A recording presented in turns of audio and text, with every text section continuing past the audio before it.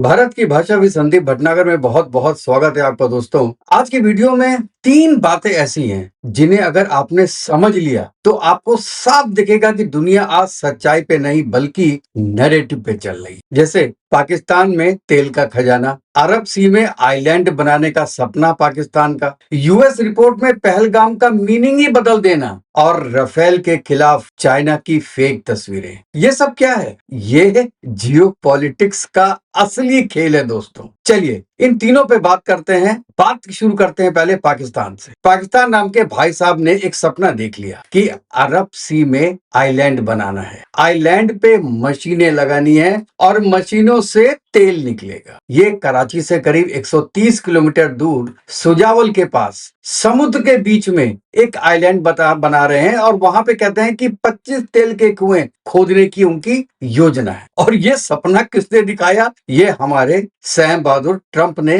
के एक बयान से, जिन्होंने बयान में दिया कि बहुत तेल है पाकिस्तान के अंदर और उसके बाद वो इंडिया को भी सप्लाई करेगा ऑयल। वहां से ये कहानी शुरू होती है। ट्रंप ने क्या बोला था कि पाकिस्तान के पास मैसिव ऑयल रिजर्व्स हैं, ग्लोबल ऑयल मार्केट में 4 ट्रिलियन से 6.5 ट्रिलियन डॉलर हो जाएगा, पाकिस्तान भी इसमें हिस्सा लेगा। बस फिर क्या था? पाकिस्तान में वही खुशी का माहौल और अवाम में अपना सपना को भेज दिया उसने, ट्रंप ने। ये भी कहा था ना कि एक दिन इंडिया भी हमसे तेल खरीदेगा। अरे भाई, जो खुद 80% तेल इंपोर्ट करता है वो इंडिया को तेल बेचेगा? मतलब ट्रंप ने कॉमेडी की और पाकिस्तान ने ये कॉमेडी मान ली। अच्छा दोस्तों, ये पहली बार नहीं है। 2019 में भी यही बोला था कि 500 मिलियन बैरल तेल मिला है। सऊदी, अमेरिकन, इटालियन कंपनी सब आई, ग्राउंड पे डीलिंग हुई, फिर क्या पता चला? फर्जी निकली। शेल ने कहा थैंक यू बाबा, हम तो चले छोड़ के। ईएनआई भी निकल गई, टोटल एनर्जी ने भी अलविदा कहा, सबने ट्राई कर लिया और किसी ने भी ये बात नहीं सुनी कि वहां पे इतना ऑयल है जितना ट्रंप ने बोला है। पर इस बात से पाकिस्तान को क्या फर्क पड़ता है दोस्तों? ट्रंप ने तो अपना बूस्टर दे दिया ना। और जो पाकिस्तान की गवर्नमेंट है, देखिए आज आसिम मुनीर को पता नहीं कि अगले 10 साल में कब होगा, क्योंकि पूरा इस प्रोसेस में 7 या 8 साल लग जाने हैं। शहबाज शरीफ कहाँ होगा? तो भाई साहब उन्होंने कहा कि ये बहुत बढ़िया मौका है, इसी में से पैसा कमा लो। ये बनेगा बनेगा, नहीं बनेगा नहीं बनेगा, ऑयल निकलेगा निकलेगा, नहीं निकलेगा नहीं निकलेगा। ठीक है, ये अभी जितना पैसा है कमा लो, बाद में हमको पता नहीं, बाद में तुमको विदेशी जाना है। और ये उन्होंने बोला कि आइलैंड बनने से जो पूरी कॉस्ट है वो 35% कम हो जाएगी। अच्छा दोस्तों, ये बताओ कि अभी तक फिजिबिलिटी की किसने? कोई एनवायरमेंट का क्लियरेंस मिला है? कुछ नहीं, केवल पब्लिक को सपना बेच दो और रियलिटी जो है वो हम बाद में देखेंगे। एक बात बताऊं आपको, और ये जो अरेबियन सी है ना, ये दुबई की तरह बहुत शांत खाड़ी नहीं है, बहुत काम एंड क्वाइट वाली नहीं है। यहाँ बहुत हाई टाइड्स आते हैं, रेगुलर साइक्लोन्स आते हैं, ओशन का करंट भी होता है, सिस्मेटिक जोन भी है। और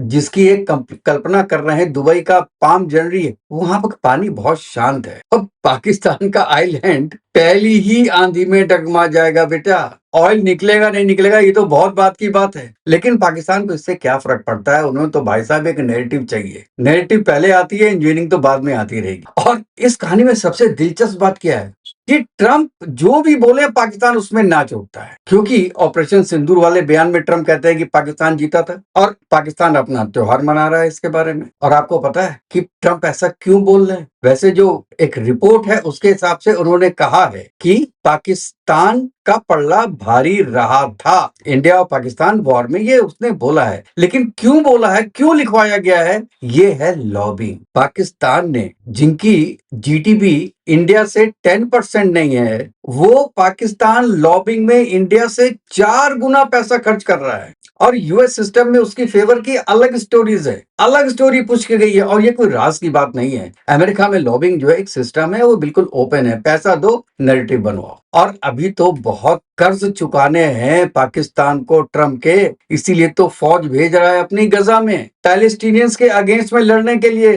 पाकिस्तानी फौज। अरे जरा सोचो तो यार, ये कहाँ जाके रहते हैं? और तो ये बात तो उन्होंने कहलवा दी भाई। अब आते हैं असली ट्विस्ट पर। US China economic security review commission ने 800 पन्ने की रिपोर्ट दी है और उसमें उन्होंने ये कहा है कि पाकिस्तान को टैक्टिकल सक्सेस मिली है। और लेकिन ये भी कहा है साथ में कि राफेल की गिरने की जितनी भी तस्वीरें हैं वो चाइना ने एआई से बनाई है। अरे बेवकूफ, जब एआई से बनाई हुई, जब तुम्हारी ओरिजिनल तस्वीर नहीं है तभी तो एआई से बनवाई है। तो कहाँ राफेल गिरे?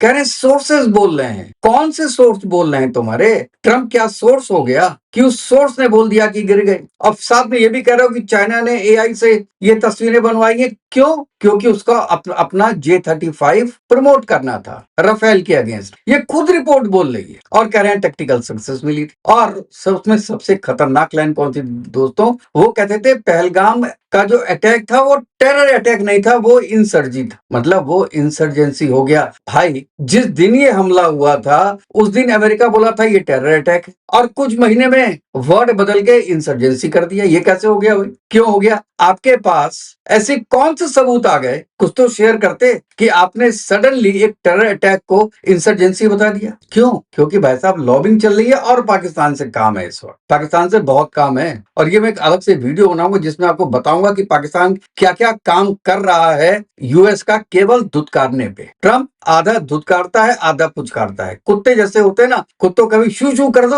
और कभी उसको पास बुला लो। पास बुलाओगे तो वो 10 काम कर देगा तुम्हारे। तो इसी तरीके से पाकिस्तान है, जो 10 काम करेगा उसमें से एक ये भी है कि लॉबिंग करके बंदे ने रिपोर्ट में शब्द बदलवा दिए, टेरर को करवा दिया रेवेलियन। बिल्कुल वैसी दोस्तों जैसे कोई एफआईआर होता है ना, कोई मर्डर केस हो गया तो एफआईआर में आप धारा चेंज कर दो यार, कुछ कुछ लिख दो यार, उसकी जगह मर्डर मत लिखो, कहो कि अटेम्प्ट टू मर्डर हो गया और उस गलती से मर गया या समथिंग लाइक दैट, हमारी जान को खतरा था इसलिए मर्डर हो गया। कुछ ऐसी धारा लगा दो जिससे क्या ये 302 ना लगे। तो ऐसा ही है यहाँ पे, कुछ ना कुछ तो चेंज करा दो सर। उसने चेंज कर दिया। अब आते हैं जो पहले पॉइंट बोला था राफेल पे। अब पाकिस्तान और चाइना ने, आपको पता है कि फेक प्रोपेगेंडा चलाते रहे कि 8 राफेल गिर गए। फोटो कौन सी थी? AI generated. वीडियो कौन सा था? वीडियो गेम ग्राफिक्स से थे। डिब्रीज कहाँ है? फेक अकाउंट से फैलाया, कोई डिब्री नहीं मिली। और इसी यूएस रिपोर्ट में लिखा है कि चाइना ने राफेल की इमेज बिगाड़ने के लिए इंटरनेट इन एआई पिक्चरों से भर दिया। क्यों भला? अब कहने की क्या नौबत आ गई?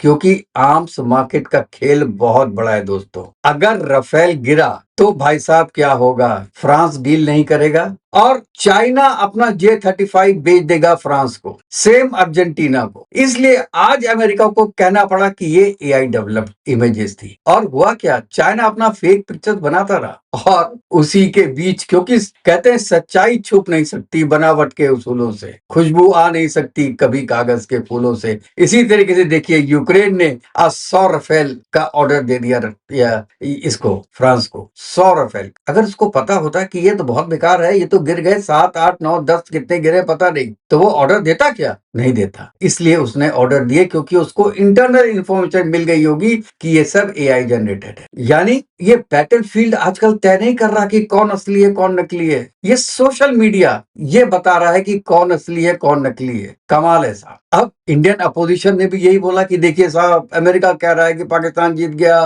खुद ट्रंप हर स्पीच में अलग अलग नंबर बोलते रहे, 6 राफेल, 7 राफेल, 8 राफेल, और उसी रिपोर्ट में लिखा कि शायद 3 जेट गिरे होंगे। और ये भी गारंटी नहीं है कि उसमें राफेल था, ये रिपोर्ट में है। अब कहां गया 6, 7, 8, 9 का नैरेटिव ट्रंप का? आप किस ट्रंप पे भरोसा करेंगे दोस्तों? पहले वाले, दूसरे वाले, तीसरे वाले, या ये कहने वाले कि हमें पता नहीं राफेल गिरे हैं कि नहीं है? और यही वजह है कि पूरी दुनिया में अब दोस्तों फैक्ट पे बात नहीं हो रही, दुनिया नैरेटिव पे चल रही है। कौन सा झूठ कितना तेज भाग रहा है ये मैटर कर रहा है। और ये इंडिया को सीखना चाहिए पाकिस्तान से कि नैरेटिव कैसे बिल्ड करना है, हारे हुए वार को जीता हुआ कैसे दिखाना है, जो 71 में किया। एक दिन पहले तक उनके पेपर्स ये बोलते थे कि बस कल हम जीत गए, और 24 घंटे के अंदर 93,000 सोल्जर ने अपनी पैंट उतार दी थी। यहाँ ये भी हुआ, सेम हुआ यहाँ पर भी, लेकिन बस नैरेटिव बनाने में पाकिस्तान आगे रहा। क्यों? क्योंकि